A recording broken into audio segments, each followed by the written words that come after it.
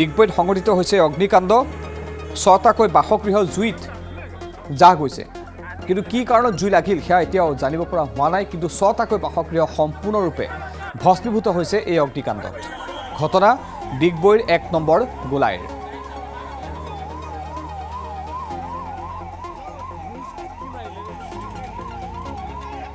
ডিগবৈ 1 নং গোলাই DPS boys হোষ্টেলৰ সন্মুখত থকা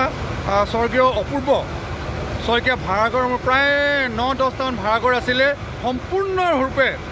জ্বলি ভস্মীভূত হৈ যায় আৰু তাত থকা আচবাব কোনো বস্তু উলিয়াব পৰা নগ'ল সম্পূৰ্ণ বস্তু জ্বলি গৈছে খালি মানুহখিনি আঘাত নোপোৱাকৈ তেওঁলোকক এই অঞ্চলৰ ৰাইজে ঘৰৰ পৰা বাহিৰ কৰি আনিলে ইতিমধ্যে ডিগবৈ IOCৰ পৰা যি অগ্নি নিৰ্বাপক বাহিনী মাৰ্ঘেৰিটাৰ অগ্নি নিৰ্বাপক বাহিনী টিংৰাৰ পৰা 4খনকৈ অগ্নি নিৰ্বাপক বাহিনী ইয়াত হেৰি হৈছে জুই নুমুৱাৰ কাৰণে তেওঁলোকে লাগি আছে আৰু ইতিমধ্যে তেওঁলোকে জুই নুমুৱাবলৈ সক্ষম হৈছে নিজৰ কণ্ট্ৰলত আনিছে খালি এই ভাড়াঘৰসমূহ সম্পূৰ্ণৰূপে ভস্মীভূত হৈছে আৰু এইটো এতিয়ালৈকে ধৰি পৰা হোৱা নাই কাৰণ আজিৰ দিনটো গোটেই দিনটো কাৰেণ্ট কটা হৈছিলে আৰু হয়তো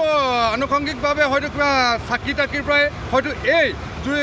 আৰম্ভণি হ'ব পাৰে বুলি অনুমান কৰা হৈছে সম্পূৰ্ণ ভাড়াঘৰ আছিলেতো আৰু ধৰক বৰ হেৰি পৰিণ মোটামুটি 8-10টা ভাড়াঘৰৰ প্ৰায় নহ'লেও অন্ততঃ 9-10 লাখ টকাৰ ক্ষতি হ'ব বুলি আমি